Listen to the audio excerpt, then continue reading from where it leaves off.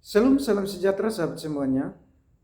Kembali bersama saya Robil Wase dan kita akan melanjutkan pembelajaran Alkitab bersama kita, yaitu di dalam Roma pasal 2 ayat 1 sampai ayatnya yang ke-16. Sebelumnya izinkan saya memimpin kita dalam doa untuk memulai dan meminta penyertaan Tuhan dalam pembelajaran Alkitab bersama kita. Tuhan Yesus, Gembala yang agung, Gembala yang baik, kami bersyukur untuk waktu yang Engkau sediakan bagi kami. Dan kami mau duduk diam sejenak untuk mempelajari kebenaran firman Tuhan di dalam Roma pasal 2 ayat 1 sampai ayat yang ke-16. Karena itu kami undang Roh Kudus-Mu hadir menyertai memberkati kami semua ya Tuhan. Memberikan hikmat pengertian akal budi bagi kami sehingga kami boleh mengerti, memahami akan kebenaran firman Tuhan. Dan anugerahkan iman bagi kami supaya kami mengimani setiap kebenaran firman Tuhan di dalam Alkitab ya Bapa, dan mampukan kami untuk melakukannya. Berkati firman-Mu di dalam Roma pasal 2 ayat 1 sampai 16 ini. Dalam nama Tuhan Yesus kami berdoa kepada Bapa Surgawi dalam tuntunan Allah Roh Kudus yang mulia. Amin. Baik sahabat semuanya, saya akan membacakan terlebih dahulu kebenaran firman Tuhan dari Roma pasal 2 ayat 1 sampai ayat yang ke-16. Roma pasal 2 ayat 1 sampai 16 dengan judul Hukuman Allah atas semua orang. Karena itu, hai manusia, siapapun juga engkau yang menghakimi orang lain, engkau sendiri tidak bebas dari salah. Sebab dalam menghakimi orang lain, engkau menghakimi dirimu sendiri, karena engkau yang menghakimi orang lain melakukan hal-hal yang sama. Tetapi kita tahu bahwa hukuman Allah berlangsung secara jujur atas mereka yang berbuat demikian. Dan engkau, hai manusia, engkau yang menghakimi mereka yang berbuat demikian, sedangkan engkau sendiri melakukannya juga. Adakah engkau sangka bahwa engkau akan luput dari hukuman Allah? Maukah engkau menganggap sepi kekayaan kemurahannya, kesabarannya, dan kelapangan hatinya? Tidakkah engkau tahu bahwa maksud kemurahan Allah ialah menuntun engkau kepada pertobatan? Tetapi oleh kekerasan hatimu yang tidak mau bertobat, engkau menimbun murka atas dirimu sendiri pada hari waktu mana murka dan hukuman Allah yang adil akan dinyatakan. Ia akan membalas setiap orang menurut perbuatannya, yaitu hidup kekal kepada mereka yang dengan tekun berbuat baik, mencari kemuliaan, kehormatan, dan ketidakbinasaan, tetapi murka dan geram kepada mereka yang mencari kepentingan sendiri, yang tidak taat kepada kebenaran, melainkan taat kepada kelaliman. Penderitaan dan kesesakan akan menimpa setiap orang yang hidup yang berbuat jahat, pertama-tama orang Yahudi dan juga orang Yunani. Tetapi kemuliaan, kehormatan, dan damai sejahtera akan diperoleh semua orang yang berbuat baik, pertama-tama orang Yahudi dan juga orang Yunani. Sebab Allah tidak memandang bulu. Sebab semua orang yang berdosa tanpa hukum Taurat akan binasa tanpa hukum Taurat, dan semua orang yang berdosa di bawah hukum Taurat akan dihakimi oleh hukum Taurat. Karena bukanlah orang yang mendengar hukum Taurat yang benar di hadapan Allah, tetapi orang yang melakukan hukum Tauratlah yang akan dibenarkan. Apabila bangsa-bangsa lain yang tidak memiliki hukum Taurat oleh dorongan diri sendiri melakukan apa yang dituntut hukum Taurat, maka walaupun mereka tidak memiliki hukum Taurat, mereka menjadi hukum Taurat bagi diri mereka sendiri. Sebab dengan itu mereka menunjukkan bahwa isi hukum Taurat ada tertulis di dalam hati mereka, dan suara hati mereka turut bersaksi, dan pikiran mereka saling menuduh atau saling membela. Hal itu akan nampak pada hari bila mana Allah sesuai dengan Injil yang kuberitakan akan menghakimi segala sesuatu yang tersembunyi dalam hati manusia oleh Kristus Yesus. Demikian jauh kebenaran firman Tuhan dalam Roma pasal 2 ayat 1 sampai 16, dan kita akan masuk dalam interpretasinya atau penjelasannya. Dan saya menggunakan interpretasi atau penjelasan dari Matthew Henry Commentary. Baik sahabat semuanya, dalam pasal sebelumnya Rasul Paulus menggambarkan bahwa keadaan dunia orang-orang bukan Yahudi sama buruk dan kelamnya seperti yang cenderung dikatakan oleh orang Yahudi. Dan sekarang, untuk menunjukkan bahwa keadaan orang Yahudi juga sangat buruk dan dosa mereka dalam banyak hal lebih buruk, Paulus memulai penjelasannya di bagian pasal ini dengan menunjukkan bahwa Allah akan bertindak berdasarkan syarat-syarat keadilan yang setara terhadap orang Yahudi dan bukan Yahudi, dan bukan dengan memihak kepada orang Yahudi seperti yang cenderung mereka pikirkan. Poin besar yang pertama, dia menyalahkan mereka karena suka menghakimi dan menyombongkan diri. Roma pasal 2 ayat 1. Roma pasal 2 ayat 1 berkata, "Karena itu hai manusia, siapapun juga engkau yang menghakimi orang lain, engkau sendiri tidak bebas dari salah. Sebab dalam menghakimi orang lain, engkau menghakimi dirimu sendiri, karena engkau yang menghakimi orang lain melakukan hal-hal yang sama." Hai manusia, siapapun juga engkau yang menghakimi orang lain, engkau sendiri tidak bebas dari salah. Karena dia menyampaikannya dengan ungkapan-ungkapan umum, peringatan itu bisa menjangkau banyak orang yang mau menjadi guru. Seperti di dalam Yakobus pasal 3 ayat 1.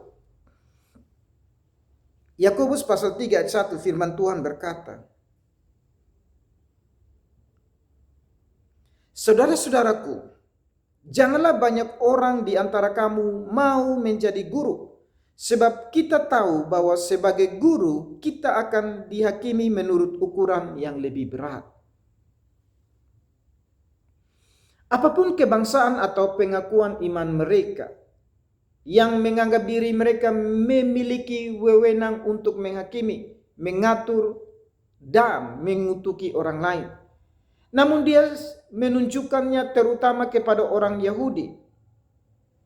Dan Paulus menggunakan tuduhan umum ini secara khusus untuk mereka.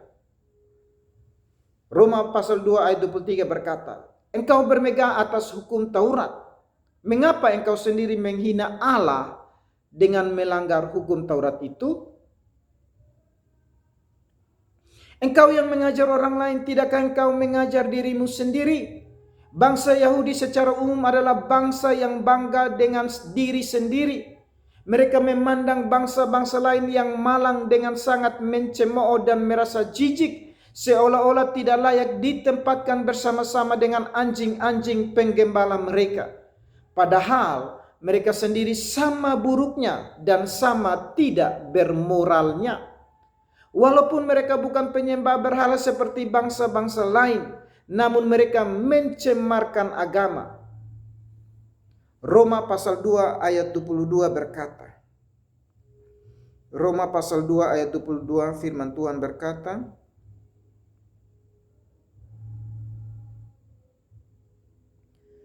"Engkau yang berkata jangan bersinah, mengapa engkau sendiri bersinah?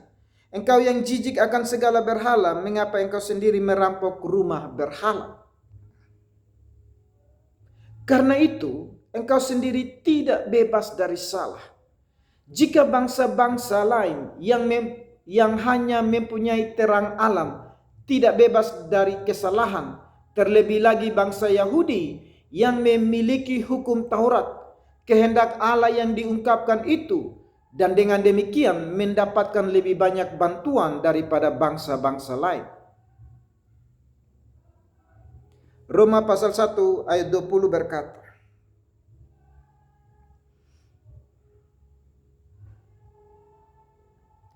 "Sebab apa yang tidak nampak daripadanya, yaitu kekuatannya yang kekal dan keilahiannya, dapat nampak kepada mereka dari karyanya sejak dunia diciptakan, sehingga mereka tidak dapat berdalih." Poin besar yang kedua, Paulus menegaskan bahwa keadilan pemerintahan ilahi tidak pernah berubah. Roma pasal 2 ayat 2 dan 3 firman Tuhan berkata, Tetapi kita tahu bahwa hukuman Allah berlangsung secara jujur atas mereka yang berbuat demikian. Dan engkau, hai manusia, engkau yang menghakimi mereka yang berbuat demikian, sedangkan engkau sendiri melakukannya juga, adakah engkau sangka bahwa engkau akan luput dari hukuman Allah? Untuk memperjelas tuduhan, di sini Paulus menunjukkan betapa benarnya Allah yang berhubungan dengan kita itu, dan betapa adilnya Dia, Allah, dalam tindakan-tindakannya. Sudah biasa jika dalam menulis, Rasul Paulus membuat penyimpangan jauh dari topik utama untuk menyebutkan suatu hal penting lain, seperti di sini mengenai keadilan Allah di dalam ayatnya yang kedua, bahwa hukuman Allah berlangsung secara jujur menurut aturan-aturan kekal tentang keadilan dan kesetaraan menurut hati dan bukan menurut penampilan luar. 1 Samuel pasal 16 ayat 7 berkata, 1 Samuel pasal 16 ayat 7.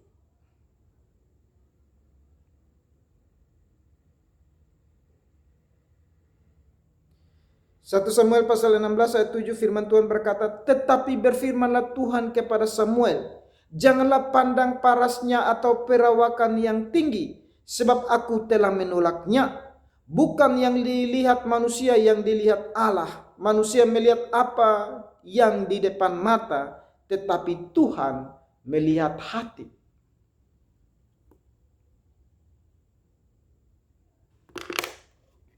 Juga menurut perbuatan-perbuatan dan bukan siapa orangnya. Ini adalah ajaran yang kita semua yakini, karena Dia bukanlah Allah jika tidak adil. Namun ini penting untuk dipertimbangkan, terutama oleh mereka yang mengutuki orang lain atas hal-hal yang juga merupakan kesalahan mereka sendiri. Sambil berbuat dosa dan terus melakukan perbuatan itu, mereka pikir bisa menyuap keadilan ilahi dengan berbicara keras menentang dosa dan meneriaki orang-orang lain yang bersalah, seolah-olah khotbah yang menentang dosa dapat menebus kesalahan mereka atas dosa tersebut. Namun perhatikanlah bagaimana Rasul Paulus menyampaikannya kepada hati nurani orang-orang yang berdosa. Roma pasal 2 ayat yang ketiga.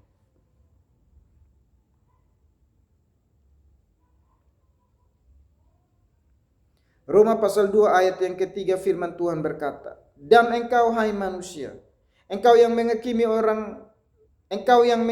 mereka yang berbuat demikian, sedangkan engkau sendiri juga melakukannya. Adakah engkau sangka bahwa engkau akan luput dari hukuman Allah?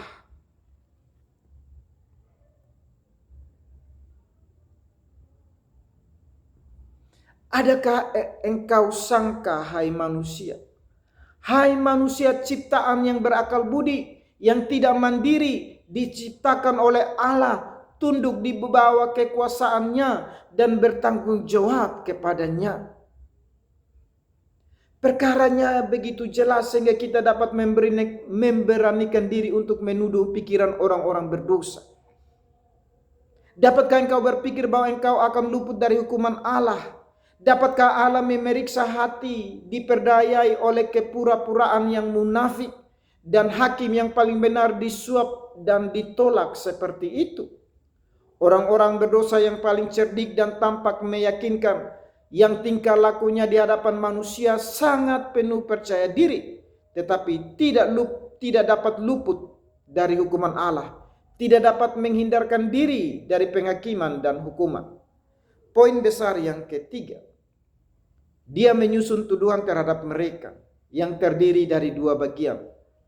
Roma pasal 2 ayat 4 dan 5 berkata, maukah engkau menganggap sepi kekayaan kemurahannya, kesabarannya, dan kelapangan hatinya? Tidakkah engkau tahu bahwa maksud kemurahan Allah ialah menuntun engkau kepada pertobatan? Tetapi oleh kekerasan hatimu yang tidak mau bertobat, engkau menimbun murka atas dirimu sendiri pada hari waktu mana murka dan hukuman Allah yang adil akan dinyatakan. Pertama, menganggap remeh kebaikan Tuhan. Ayat yang keempat, kekayaan kemurahannya. Ini terutama dapat diterapkan pada orang Yahudi yang mendapat tanda-tanda pertolongan ilahi secara khusus bagi mereka sendiri saja. Sarana merupakan kemurahan hati, dan semakin banyak kita berdosa terhadap terang, semakin banyak pula kita berdosa terhadap kasih. Pikiran-pikiran rendah dan jahat terhadap kebaikan ilahi merupakan dasar bagi perbuatan dosa. Dalam setiap dosa yang disengaja terdapat sebuah penghinaan dalam menanggapi kebaikan Allah. Dosa yang disengaja berarti menghina belas kasihannya, terutama kebaikan kesabarannya, pengendalian dirinya, dan kelapangan hatinya. Kesabaran Allah, pengendalian diri Allah, dan kelapangan hati Allah. Dengan menjadikannya kesempatan untuk jauh lebih berani berbuat dosa. Pengkhotbah pasal 8 ayat 11 berkata, oleh karena hukuman terhadap perbuatan jahat tidak segera dilaksanakan, maka hati manusia penuh niat untuk berbuat jahat. Tidakkah engkau tahu? Artinya, tidakkah engkau pertimbangkan? Tidakkah engkau tahu dan melakukannya? Bahwa maksud kemurahan Allah ialah menuntun engkau kepada pertobatan. Tidak cukup jika kita hanya mengetahui bahwa kemurahan Allah menuntun kepada pertobatan. Namun kita harus tahu juga bahwa kemurahan Allah itu menuntun kita, yaitu engkau khususnya. Lihatlah, di sini cara Allah yang dipakai untuk membawa orang-orang berdosa kepada pertobatan. Dia menuntun mereka. Bukan memaksa mereka seperti binatang, melainkan menuntun mereka sebagaimana mereka itu ciptaan yang berakal budi dan membujuk mereka.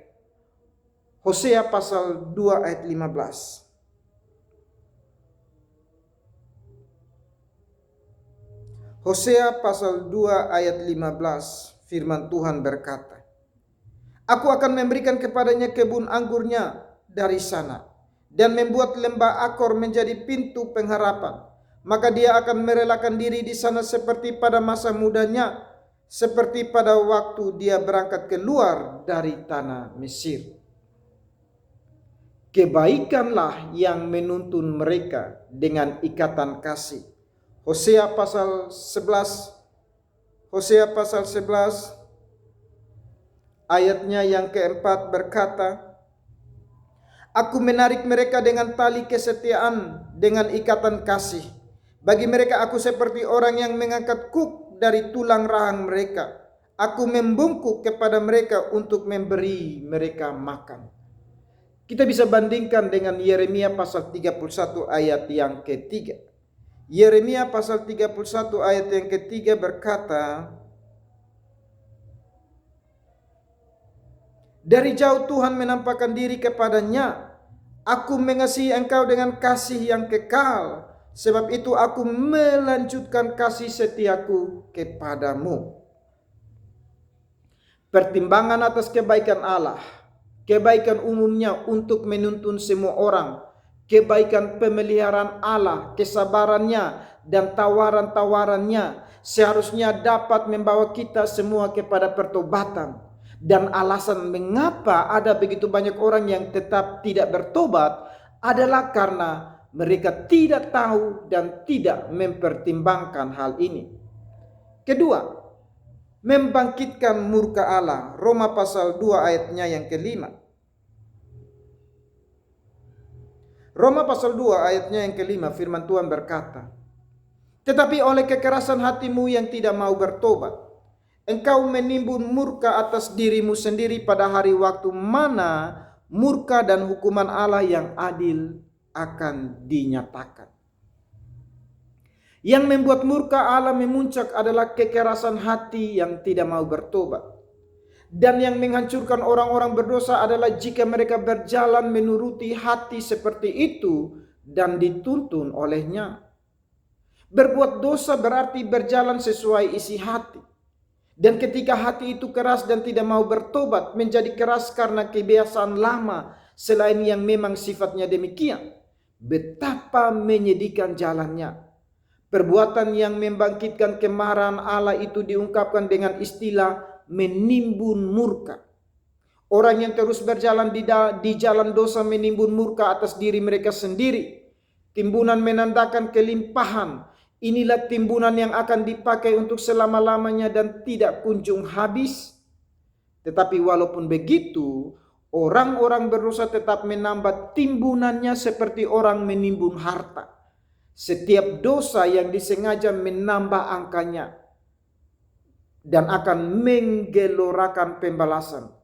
Ia semakin menambah cabang pada murka seperti yang ditafsir sebagian orang. Yehezkiel pasal 8 ayat 7 berkata,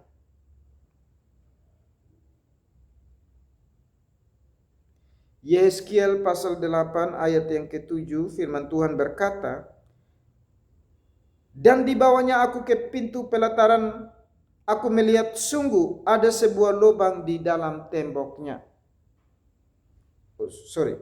Yehezkiel pasal 8 ayat yang ke-17. Lalu firman-Nya kepadaku, kau lihatkah itu hai anak manusia? Perkara kecilkah itu bagi kaum Yehuda untuk melakukan perbuatan-perbuatan kekejian yang mereka lakukan di sini? Bahwa mereka memenuhi tanah ini dengan kekerasan dan dengan itu terus menyakiti hatiku. Sungguh mereka berkelakuan tak senonoh di hadapanku. Sungguh mereka berkelakuan tak senonoh di hadapanku. Timbunan menandakan rahasia. Perbendaharaan atau gudang murka adalah hati Allah sendiri yang di dalamnya murka itu terletak tersembunyi. Seperti harta karun di dalam suatu tempat rahasia yang dimeteraikan. Ulangan pasal 32 ayat 34 berkata, bukankah hal itu tersimpan padaku, termeterai dalam perbendaharaanku? Ayub pasal 14 ayat 17 berkata, Ayub pasal 14 ayat yang ke-17.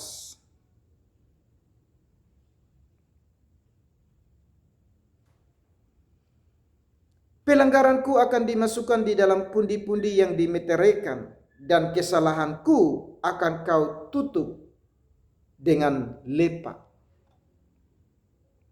Namun selain itu, timbunan menandakan penyimpanan untuk kesempatan lebih lanjut, seperti perbendaharaan hujan batu disimpan untuk waktu pertempuran dan peperangan. Ayub pasal 38 ayat 22 berkata, apakah engkau telah masuk sampai ke perbendaharaan salju atau melihat perbendaharaan hujan batu? Timbunan ini akan terbelah dan terbuka seperti mata air samudra raya yang dahsyat. Kejadian pasal 7 ayat 14 berkata, Kejadian pasal 7 ayat 14,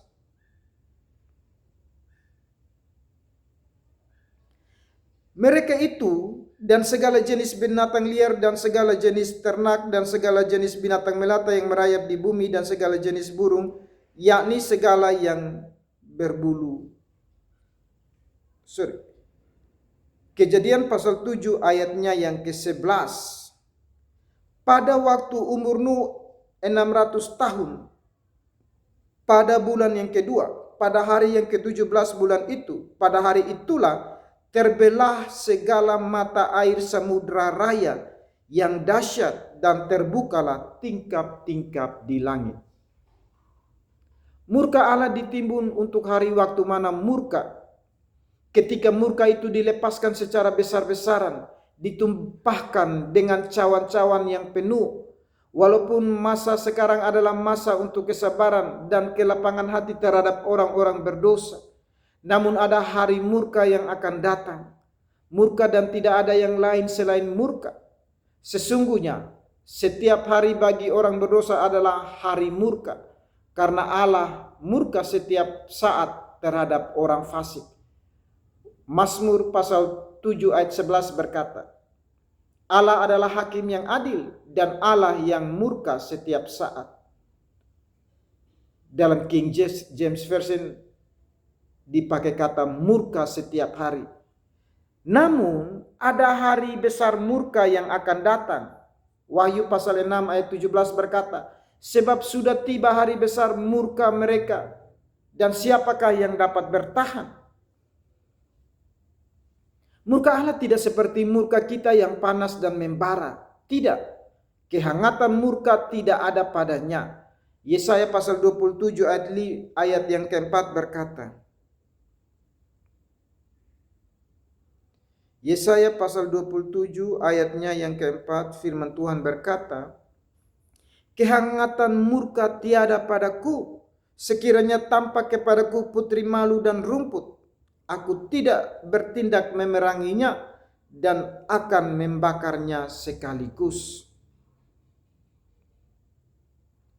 Namun murka Allah merupakan hukuman yang adil. Kehendak Allah untuk menghukum dosa karena dia membenci dosa yang bertentangan dengan sifatnya. Hukuman Allah yang adil ini sekarang sering tersembunyi di dalam kemakmuran dan keberhasilan orang-orang berdosa. Namun segera akan dinyatakan di hadapan seluruh dunia. Hal-hal yang sepertinya kacau balau ini akan dibereskan dan langit akan memberitakan keadilannya. Karena itu janganlah menghakimi sebelum waktunya. Mazmur pasal 50 ayat 6 berkata, langit memberitakan keadilannya sebab Allah sendirilah hakim. Selah. Poin besar yang keempat. Dia menggambarkan ukuran-ukuran yang dipakai Allah dalam menjalankan penghakimannya. Setelah menyebutkan penghakiman Allah yang adil dalam ayat kelima, di sini Paulus menjelaskan penghakiman itu dan keadilannya dan menunjukkan apa yang bisa kita harapkan dari Allah dan dengan hukum apa Allah akan menghakimi dunia. Keadilan dibagikan sama rata dengan menunjukkan ketidaksenangan dan memberikan anugerah berdasarkan perbuatan dan tanpa pandang bulu. Seperti itulah penghakiman adil dari Allah. 1. Dia akan membalas setiap orang menurut perbuatannya.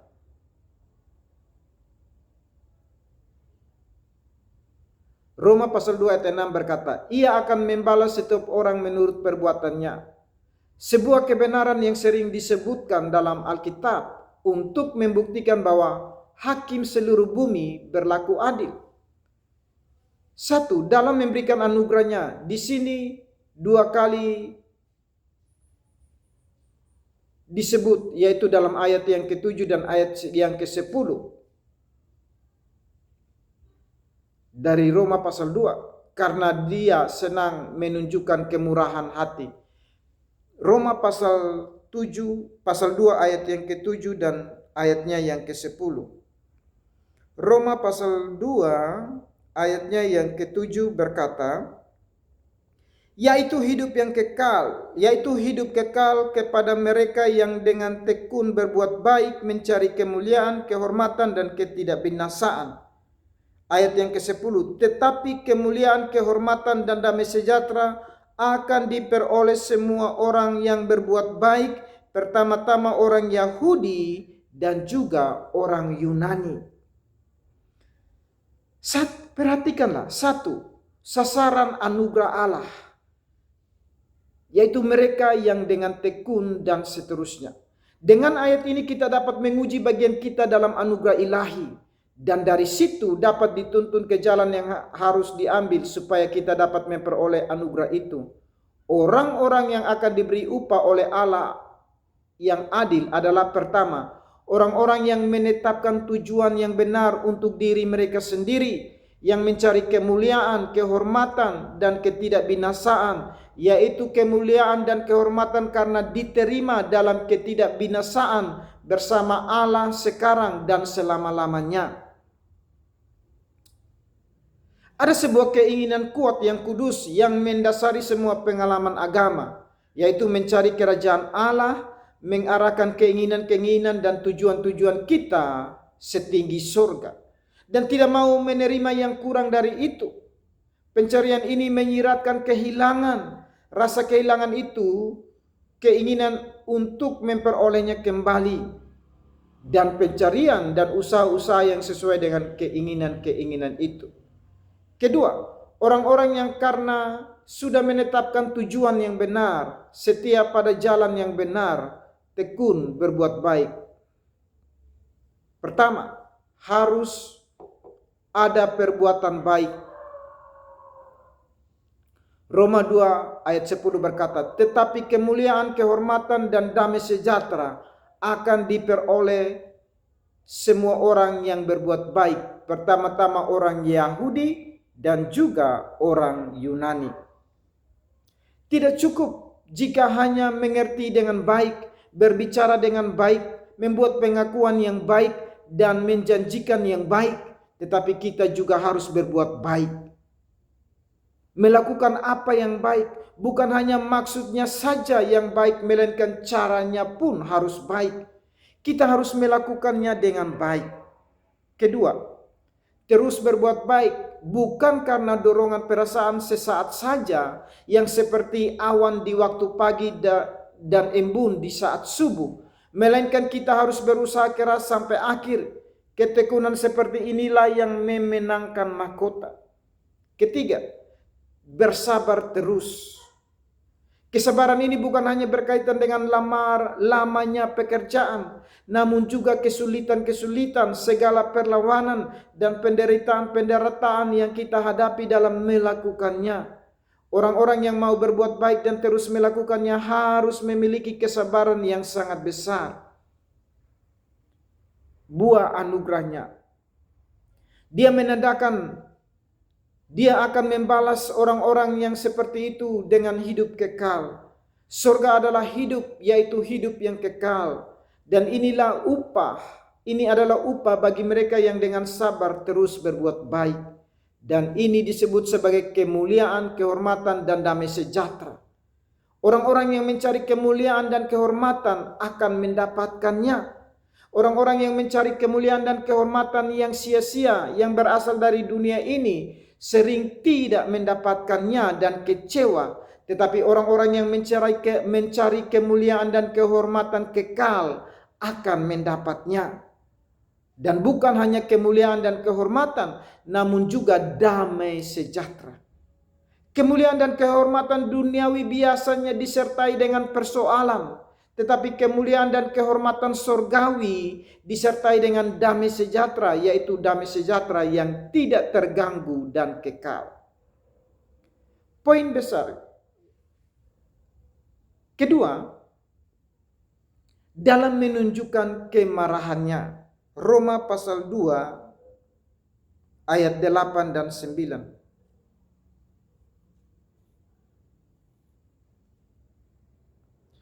Roma pasal 2 ayat 8 dan 9 firman Tuhan berkata, tetapi murka dan geram kepada mereka yang mencari kepentingan sendiri, yang tidak taat kepada kebenaran, melainkan taat kepada kekelaliman. Penderitaan dan kesesakan akan menimpa setiap orang yang hidup yang berbuat jahat, pertama-tama orang Yahudi dan juga orang Yunani. Perhatikanlah sasaran ketidaksenangan Allah. 1. Sasaran ketidaksenangan Allah. Secara umum yaitu orang-orang yang berbuat jahat, yang secara lebih khusus digambarkan sebagai orang yang mencari kepentingan sendiri. King James Version berkata yang suka bertengkar, yang tidak taat kepada kebenaran, suka bertengkar dengan Allah. Setiap dosa yang disengaja adalah perselisihan dengan Allah, berbantah dengan pembentuk kita. Yesaya pasal 45 ayat yang kedua. Yesaya pasal 45 ayat yang kedua firman Tuhan berkata, aku sendiri hendak berjalan di depanmu dan hendak meratakan gunung-gunung, hendak memecahkan pintu-pintu tembaga dan mematahkan palang-palang besi. Yesaya 45 ayat 9 berkata, celakalah orang yang berbantah dengan pembentuknya. Dia tidak lain dari beling periuk saja. Adakah tanah liat berkata kepada pembentuknya, apakah yang kau buat? Atau yang telah dibuatnya engkau tidak punya tangan?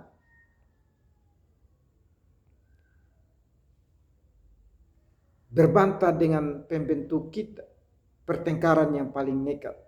Roh Allah bergumul dengan orang-orang berdosa. Kejadian pasal 6 ayat 3 berkata, Kejadian pasal 6 ayatnya yang ketiga, firman Tuhan berkata, berfirmanlah Tuhan, rohku tidak akan selama-lamanya tinggal di dalam manusia.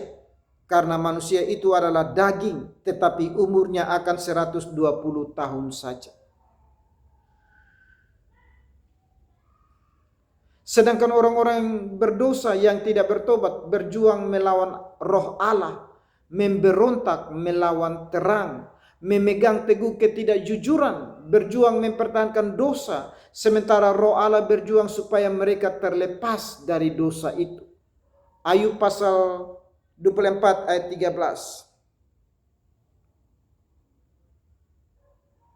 Ayub pasal 24 ayat 13, firman Tuhan berkata,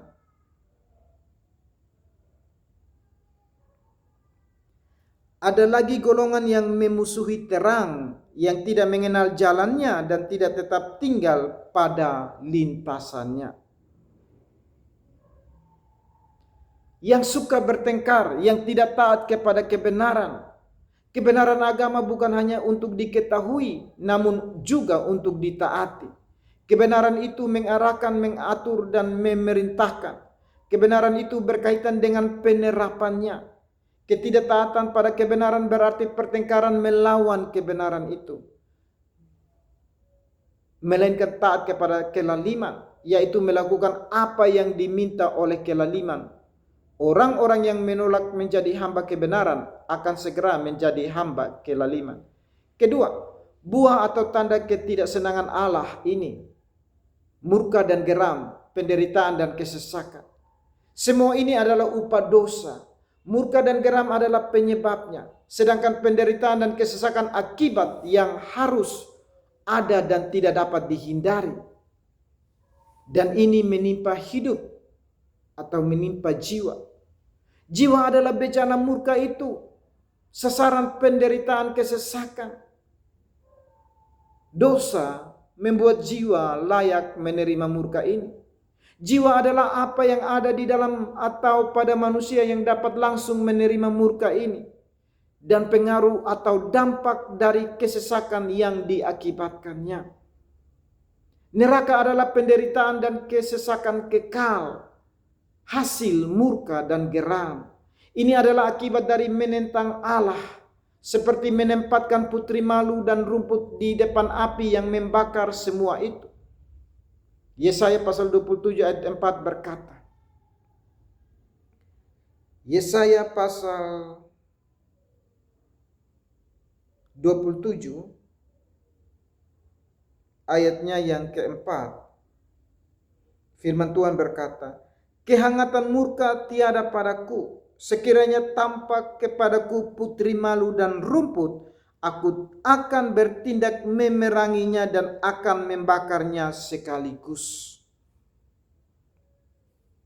Orang-orang yang tidak mau tunduk pada tongkat kerajaan emas Allah pasti akan ditundukkan dengan tongkat besi Allah. Akan seperti itulah Allah menghakimi setiap orang menurut perbuatannya. Kedua, Allah tidak memandang bulu. Roma pasal 2 ayat 11 berkata, sebab Allah tidak memandang bulu. Dia akan membalas setiap orang menurut perbuatannya, tetapi tidak berdasarkan hubungan atau keadaan lahiriah. Orang Yahudi dan bukan Yahudi sederajat di hadapan Allah. Ini adalah perkataan Petrus mengenai dirubuhkannya tembok pemisah untuk pertama kali. Kisah Para Rasul pasal 10 ayat 34 berkata, lalu mulailah Petrus berbicara, katanya, sesungguhnya aku telah mengerti bahwa Allah tidak membedakan orang. Bahwa Allah tidak memandang bulu. Dan dijelaskan pada kata-kata berikutnya, bahwa setiap orang dari bangsa manapun yang takut akan Allah dan yang mengamalkan kebenaran berkenan kepada Allah. Allah tidak menyelamatkan orang karena hak istimewa lahiriah mereka atau pengetahuan dan pengakuan mereka yang tidak berbuah tentang kebenaran, melainkan menurut keadaan dan watak mereka yang sesungguhnya. Dia membagikan ketidaksenangannya dan anugerahnya baik kepada orang Yahudi maupun bukan Yahudi. Walaupun pertama-tama diberikan kepada orang Yahudi yang memiliki hak istimewa lebih besar dan membuat pengakuan iman yang lebih besar, namun diberikan juga kepada orang Yunani, orang-orang bukan Yahudi. Walaupun orang bukan Yahudi tidak memiliki hak istimewa itu, namun hal ini tidak akan meloloskan mereka dari hukuman karena perbuatan jahat mereka, ataupun menghalangi mereka dari upah atas perbuatan baik mereka. Kolose pasal 3 ayat 11.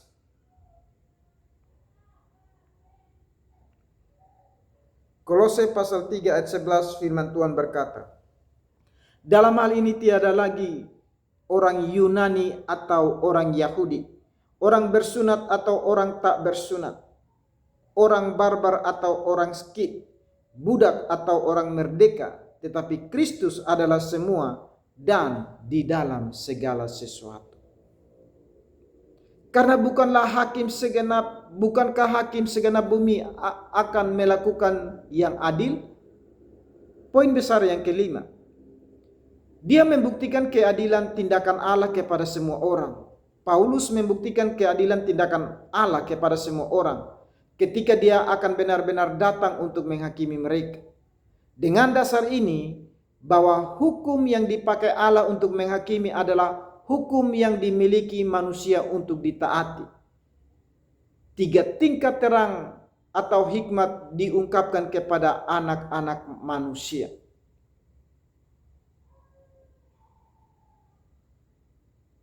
Roma pasal 2 ayat yang ke-12 sampai ayatnya yang ke-16. Roma pasal 2 ayat yang ke-12 sampai 16, firman Tuhan berkata, sebab semua orang yang berdosa tanpa hukum Taurat akan binasa tanpa hukum Taurat, dan semua orang yang berdosa di bawah hukum Taurat akan dihakimi oleh hukum Taurat. Karena bukanlah orang yang mendengar hukum Taurat yang benar di hadapan Allah, tetapi orang yang melakukan hukum Tauratlah yang akan dibenarkan. Apabila bangsa-bangsa lain yang tidak memiliki hukum Taurat oleh dorongan diri sendiri melakukan apa yang dituntut hukum Taurat, maka walaupun mereka tidak memiliki hukum Taurat, mereka menjadi hukum Taurat bagi diri mereka sendiri. Sebab dengan itu mereka menunjukkan bahwa isi hukum Taurat ada tertulis di dalam hati mereka, dan suara hati mereka turut bersaksi, dan pikiran mereka saling menuduh atau saling membela. Hal itu akan nampak pada hari bila mana Allah sesuai dengan Injil yang kuberitakan akan menghakimi segala sesuatu yang tersembunyi di dalam hati manusia oleh Kristus Yesus. Pertama, terang alam. Inilah yang dimiliki oleh orang bukan Yahudi. Dan menurut terang ini mereka akan dihakimi. Semua orang yang berdosa tanpa hukum Taurat akan binasa tanpa hukum Taurat. Artinya, bangsa-bangsa lain yang tidak percaya, yang tidak memiliki tuntutan lain selain hati nurani, yang tidak memiliki alasan lain selain rahmat umum, yang tidak memiliki hukum Musa atau wahyu supranatural apapun, tidak akan dimintai pertanggungan jawab atas pelanggaran terhadap hukum yang tidak mereka miliki, dan juga tidak ikut menanggung akibat dari dosa orang Yahudi terhadap hukum tertulis, dan tidak akan dihakimi berdasarkan hukum tersebut. Namun mereka akan dihakimi berdasarkan hukum alam karena mereka berdosa terhadap hukum tersebut. Bukan hukum alam seperti yang ada di dalam hati mereka yang rusak, bernoda, dan terbelenggu dalam ketidakjujuran, melainkan seperti dalam keadaan aslinya yang tidak bercacat, yang dipelihara oleh sang hakim. Lebih lanjut, untuk memperjelas hal ini, dalam sebuah sisipan, Rasul Paulus mengungkapkan bahwa terang alamlah yang akan diberikan kepada bangsa lain, bukan hukum tertulis. Dia sudah mengatakannya di dalam Roma pasal 2 ayat yang ke-12. Roma pasal 2 ayat ke-12 berkata, sebab semua orang yang berdosa tanpa hukum Taurat akan binasa tanpa hukum Taurat. Dan semua orang yang berdosa di bawah hukum Taurat akan dihakimi oleh hukum Taurat. Bahwa mereka telah berdosa tanpa hukum Taurat. Ini tampak seperti sebuah pertentangan, karena jika tidak ada hukum, maka tidak ada pelanggaran. Tetapi katanya walaupun mereka tidak memiliki hukum tertulis, namun mereka memiliki sesuatu yang setara, bukan dengan tata upacaranya, melainkan dengan hukum moralnya. Mazmur 147 ayat 20 berkata, ia tidak berbuat demikian kepada segala bangsa, dan hukum-hukumnya tidak mereka kenal. Haleluya.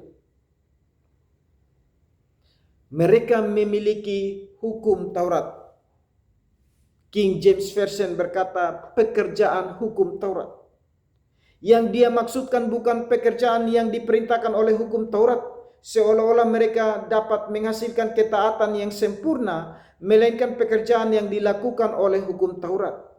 Pekerjaan hukum Taurat adalah menunjukkan apa yang harus kita lakukan, dan mereka yang telah dan memeriksa apa yang telah kita lakukan.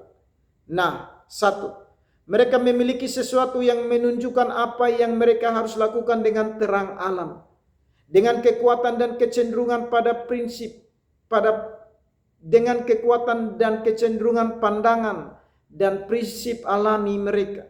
Mereka memahami perbedaan jelas dan jauh antara baik dan jahat. Mereka oleh dorongan diri sendiri melakukan apa yang dituntut hukum Taurat. Mereka memiliki rasa keadilan dan kesetaraan, kehormatan dan kemurnian, kasih dan kebaikan. Hikmat alam mengajar mereka untuk taat kepada orang tua, mengasihani orang yang sengsara, menjaga kedamaian dan ketentraman masyarakat, dan melarang mereka membunuh, mencuri, berbohong, bersumpah palsu, dan sebagainya. Dengan demikian mereka menjadi hukum Taurat bagi diri mereka sendiri. Kedua, mereka memiliki sesuatu yang memeriksa hal-hal yang telah mereka lakukan. Suara hati mereka turut bersaksi. Mereka memiliki di dalam diri mereka sesuatu yang menyetujui dan memuji perbuatan baik dan menegur perbuatan salah mereka. Hati nurani adalah saksi, dan pada awal atau akhirnya akan memberi kesaksian. Walaupun untuk sementara bisa disuap atau digertak, hati nurani inilah bukan ribuan saksi yang memberi kesaksian tentang hal-hal yang paling rahasia. Dan pikiran mereka saling menuduh atau saling membela, menghakimi berdasarkan kesaksian hati nurani dengan menerapkan hukum pada fakta. Hati nurani adalah pelita Tuhan yang tidak sungguh-sungguh padam dan tidak di dunia bangsa-bangsa lain. Orang kafir pun telah bersaksi betapa baiknya hati nurani yang penuh penghiburan.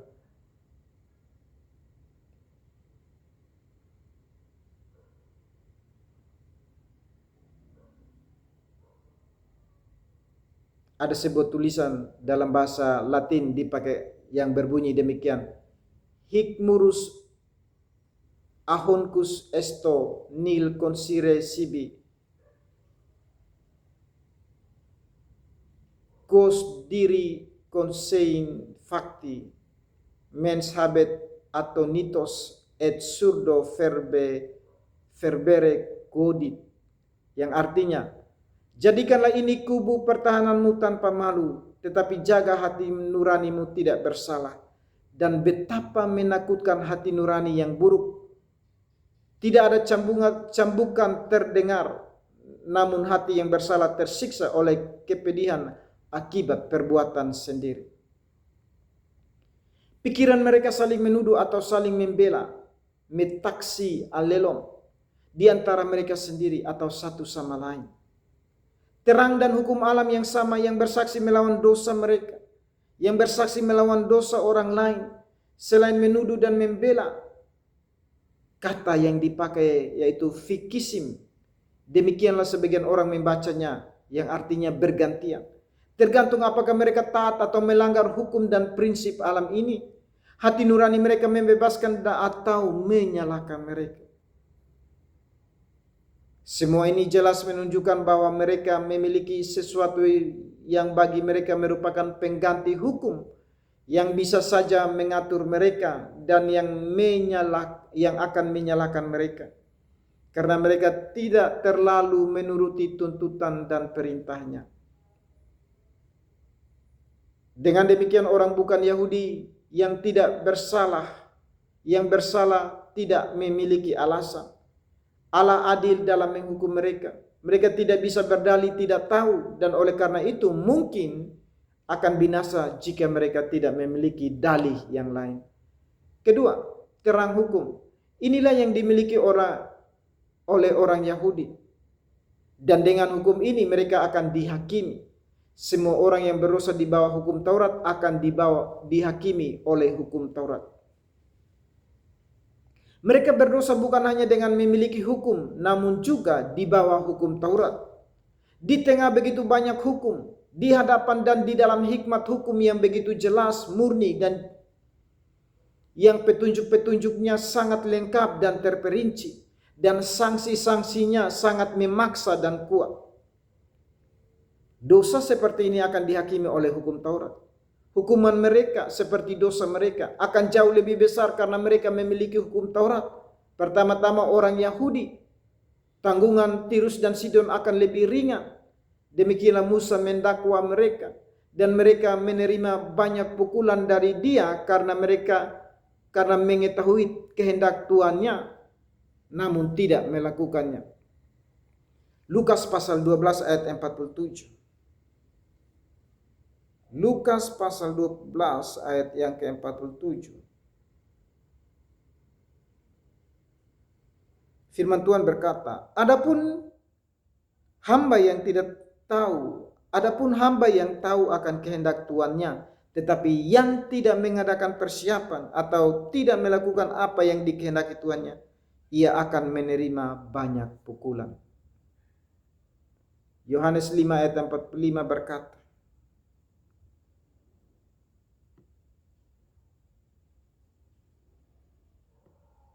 jangan kamu menyangka bahwa aku akan mendakwa kamu di hadapan Bapa.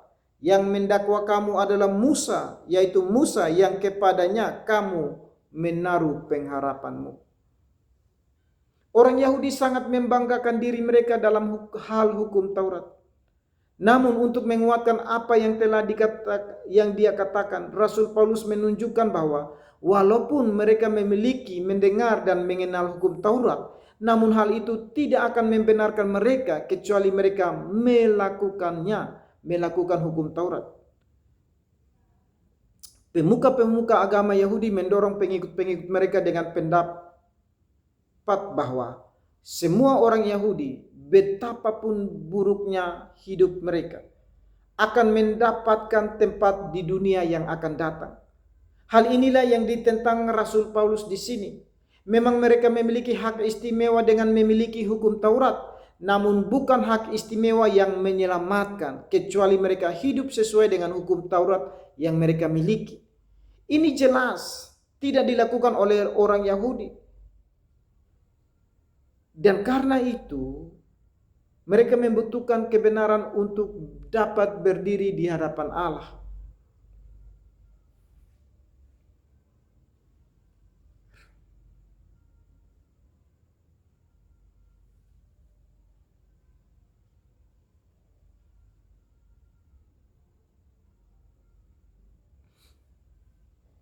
Kita dapat menerapkan hal ini pada Injil, bukan mendengarkan Injil, melainkan melaksanakannya yang akan menyelamatkan kita. Yohanes pasal 13 ayat 17 berkata, jikalau kamu tahu semua ini, maka berbahagialah kamu jika kamu melakukannya. Yakobus pasal 1 ayat 22 berkata, tetapi hendaklah kamu menjadi pelaku firman dan bukan hanya pendengar saja. Sebab jika tidak demikian, kamu menipu diri sendiri. Ketiga, terang Injil. Menurut terang ini, orang-orang yang telah menikmati Injil akan dihakimi. Roma pasal 2 ayat yang ke-16.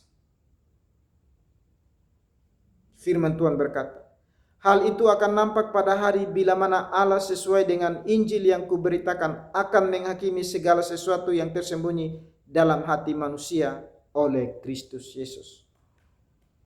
Sesuai dengan Injil yang kuberitakan.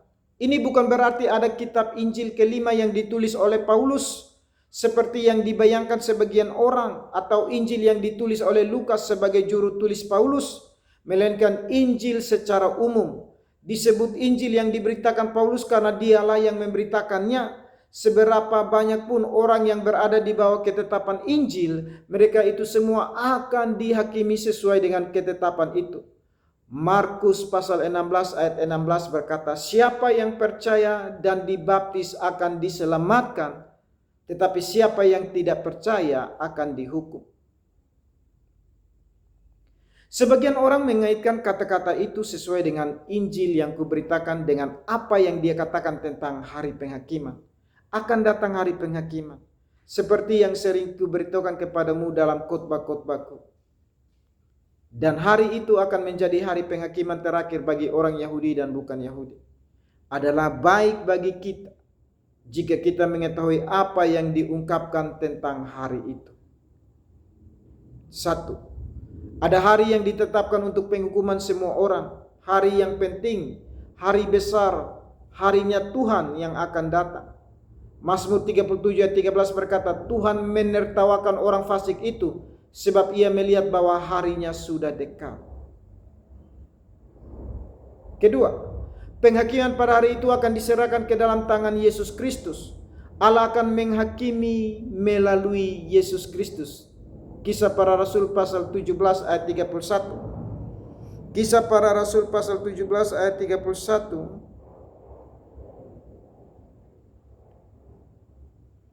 Karena ia telah menetapkan suatu hari pada waktu mana ia dengan adil akan menghakimi dunia oleh seorang yang telah ditentukannya. Sesudah ia memberikan kepada semua orang suatu bukti tentang hal itu dengan membangkitkan dia dari antara orang mati. Itu akan menjadi bagian dari upahnya karena telah bersedia merendahkan diri. Tidak ada yang lebih menakutkan bagi orang-orang berdosa atau lebih menghibur bagi orang-orang kudus daripada hal ini, bahwa Kristuslah yang akan menjadi hakim. Ketiga, semua yang tersembunyi dalam diri manusia akan dihakimi saat itu. Pelayanan-pelayanan yang tidak terlihat akan diberi upah. Dosa-dosa tersembunyi akan dihukum. Hal-hal yang rahasia akan dibuat menjadi terang benderang. Hari itu akan menjadi hari pengungkapan besar-besaran, ketika apa yang sekarang dilakukan di sudut-sudut akan diumumkan kepada seluruh dunia. Demikian jauh kebenaran firman Tuhan dari Roma pasal 2 ayat 1 sampai 16 dan interpretasinya. Kita boleh melihat bahwa di sini dikatakan bahwa Allah tidak memandang bulu. Allah tidak memandang bulu. Entah dia orang Yahudi asli ataupun orang bukan Yahudi. Allah akan menghakimi setiap manusia dengan adil di hadapan hadiratnya. Karena itu biarlah kita boleh terus melihat tentang kesabaran Allah, kemurahan hati Allah, kesempatan yang dari Allah untuk kita semua, untuk terus memperbaiki cara hidup kita di hadapan hadiratnya, sesuai dengan kebenaran firman Tuhan, yaitu bertobat, percaya dan menerima Yesus sebagai Tuhan dan Juru Selamat, dan mulai memperbaiki diri sesuai dengan kebenaran firman Tuhan di dalam Alkitab, menjauhi larangan-larangannya dan mengikuti petunjuk-petunjuknya, agar kita berkenan hidup kudus di hadapan hadiratnya. Kita sudah menyelesaikan pembelajaran Alkitab bersama kita kali ini. Kita akan berjumpa lagi dari ayatnya yang ke-17 dan selanjutnya dari Roma pasal 2 ini. Kita berdoa. Tuhan Yesus, Gembala yang agung, Gembala yang baik, kami bersyukur untuk momen ini. Kami sudah mengakhiri pembelajaran Alkitab bersama kami kali ini, Tuhan. Bagaimana Engkau mengingatkan kami bahwa semua orang adalah manusia yang berdosa. Dan Engkau di dalam keadilan-Mu akan menghakimi setiap orang sesuai dengan perbuatannya, sesuai dengan imannya, Tuhan. Karena itu kami bersyukur Engkau sedang menasihati kami untuk terus melihat diri kami sendiri di hadapan hadirat-Mu, supaya kami tidak menghakimi orang lain, karena kami juga adalah manusia yang berdosa. Tetapi kami bersyukur Engkau mengingatkan kami saat ini supaya kami memperbaiki diri kami, Tuhan, di hadapan hadirat-Mu. Ampuni dosa dan salah kami ya Bapa. Kiranya Roh-Mu yang kudus menolong kami untuk hidup di dalam kekudusan-Mu. Di dalam nama Tuhan Yesus kami berdoa dan bersyukur kepada Bapa di surga, dalam tuntunan Allah Roh Kudus yang mulia. Amin. Sampai jumpa dalam pembelajaran Alkitab bersama kita selanjutnya. Tuhan Yesus memberkati kita semua. Shalom.